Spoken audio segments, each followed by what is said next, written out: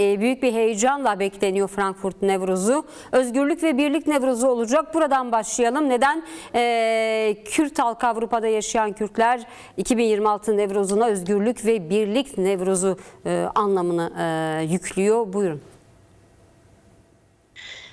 Ya tabii 2026'da Nevrozları karşılarken diasporada, Avrupa'da da ciddi bir heyecan ve coşkuyla karşılıyoruz. Özgürlük ve birlik ruhuyla, şiarıyla alanlara çıkacağız. Önemlidir, tabii ki tarihseldi. Elbette ki Nevroz'un tarihi kendisi tarihseldi. Direniştir, özgürlüktür. İçinde bulunduğumuz süreç itibariyle tarihsel süreç açısından da tarihsel Nevrozları karşılıyoruz aslında Avrupa'da, diasporada. Hepimizin de izlediği gibi gördüğümüz ve yaşadığımız birkaç hafta önce Halep ve Rojava'ya yapılan saldırılarda diasporadaki halk aslında ilk refleksini gösteren, Rojava'daki kazanımlarını koruma açısından, savunma açısından ilk refleks gösterip ve alanlara çıkan bir diaspora halkından bahsettik ve söz konusudur. Dolayısıyla bu önemlidir.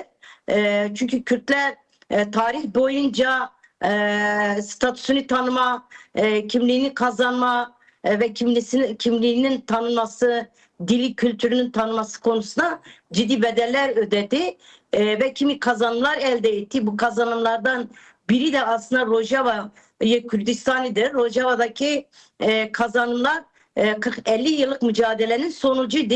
Dolayısıyla onun için direniş refleksi Avrupa'daki Kürdistanlarda hemen devreye girip de Rojava'daki kazanımları savunma. Şu da göründü ki o süreçte, o dönemde direniş alanlarında Avrupa'da, Kürdistan'ın dört bir yanında, aslında dünyanın her tarafında Kürt halkı, dostları tek bir slogan atıldı.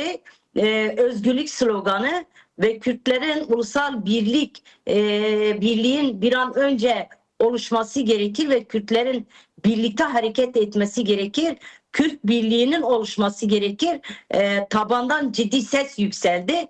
Dolayısıyla bu yılki Nevroz'un da özgürlük ve birlik ruhuyla alanlara çıkma konusunda da hem halkın taleplerine kulak verme, hem halkın o süreçte ve yıllardır yürüttüğü mücadelenin ödediği bedellerin neler alanlarda talep ettiğine dair Kürt halkını aslında taleplerini dinleyerek bu Nevroz'da da alanlara çıkıp ve bunun mesajını vereceğiz. Bu önemli. Yani diğer bir taraftan da işte Önder Apo hala İmralı Adası'nda aslında tecrit devam ediyor. Yani her ne kadar 27 Şubat çağrısıyla birlikte çok sıkça da görüşmeler varsa da, giden heyetler varsa da, ama aslında hala da Önder Apo'nun fiziki özgürlüğü gerçekleşmedi. Yani dolayısıyla bu sürecin ve Avrupa'daki, diasporadaki özellikle Nevrozlarda Önder Apo'nun fiziki özgürlüğünü de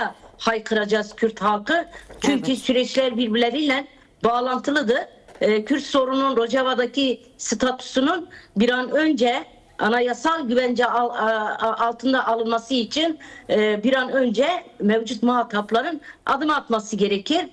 Önder Apo da diğer muhataplar kadar fiziki özgürlüğünün ve koşulların oluşması gerekir ki Kürt meselesi, Kürt statüsünün bir an önce kabullenmesi ve bir an önce oluşması açısından da onun için bu seneki 2026'nın Nevroz'u önemlidir. Önemsiyoruz ve Avrupa'nın her tarafında aslında bunun örgütlenmesi yapılıyor. Aslında biz 8 Mart'la birlikte startını verdik. 8 Mart'ın coşkusu, Rojava direnişinin sokaklarda haykıran 7'den 70'e bu toplumun aslında Nevroz bir zirveleşecektir. Bu özgürlük talepleri, direniş talebi, birlik talebinin Nevroz alanlarında zirveleşerek katılım sağlanması gerekir. Belki bunun için bu yılki Nevroz Avrupa'da da Kürdistan'ın her tarafında tarihseldir, önemlidir. Peki hemen Frankfurt Nevrozu'na Toplumun, geçelim. halkın- En önemli Nevroz Frankfurt Nevrozu. Avrupa'da tabii birçok yerde kutlanacak ancak Frankfurt Nevrozu merkezi ve 10 binler hatta 100 binlerin katılması bekleniyor. Sanırım Önder Apo'nun mesajı da okunacak. Frankfurt Nevrozu'na ilişkin neler söylemek istersiniz? Önemi, oradan verilecek mesajlar, Önder Apo'nun mesajı da okunacak ve hazırlıklarınıza dönük neler söylemek istersiniz? Ya tabii ki yani Kürtlerin hep ifade ediyoruz %60'ın Almanya'da yaşadığına, Kürt diasporasında 2 milyona yakın bir Kürt'ten bahsediliyor.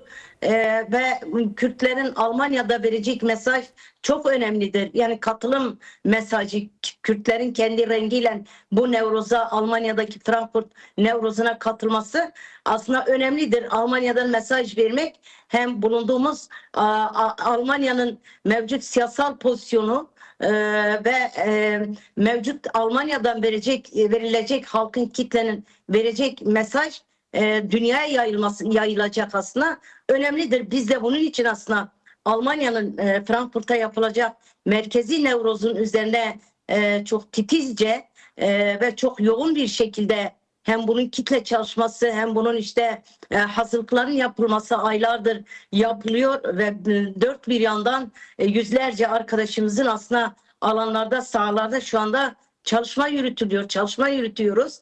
Dolayısıyla Almanya'dan vereceğimiz mesaj, bir önderlikten mesaj bekliyoruz. Önder Apo'nun diasporadaki halka göndereceği mesaj içeriği orada 100 binlerin birlikte o mesajı dinlemek gerekir. Önder Apo zaten diasporaya dair tüm görüşmelerinden hemen hemen diasporadaki Kürdistanlılara hep mesaj ileten, mesajını gönderen, hep soran, hem selamını ileten, ama bu seneki 2026 Nevruz'unda Frankfurt'a verilecek mesaj bir Kürt meselesini işte yapılan 27 Şubat açıklamasını bir yıl geride bırakırken önümüzdeki dönemin yol haritası açısından Kürt sorunun nasıl çözüleceği konusunda da bu önemlidir, kıymetlidir. Avrupa'nın elbette ki her ülkesine verilecek mesaj çok önemli. Çünkü Kürt meselesinin muhataplarından diğer bir tarafı da Avrupa ülkeleridir, Avrupa devletleridir. Kürtler de 100 binler bütün var gücünü bu alanlara akıtması gerekir. 7'den 70'e herkesin gelip bu Nevroz'da yer alması gerekir. İsviçre'sinden tutalım, Fransa, Paris'ten Hollanda, Belçika, Viyana, bütün Avrupa ülkelerinden kutlanacak Nevrozların halkımız 7'den 70'e bu alanlara akması gerekir. Frankfurt'a da 100 binlerin bir araya gelip oradan vereceğimiz mesaj, dostlar da katılacak. İşte oranın belediye başkanıdır, birçok milletvekili, Almanya'nın milletvekilleri katılacak.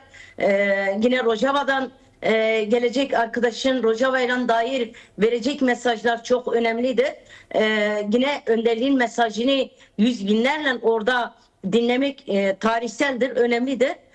İnanıyoruz ki hem Frankfurt hem de Almanya'nın aslında iki yerde bizim yaptığımız Nevroz var. 21'inde Berlin'de de kutlanacak. Çünkü Berlin Frankfurt'tan çok uzak bir yer ve Berlin'de de ciddi bir Kürt potansiyelin olduğu bir alandı.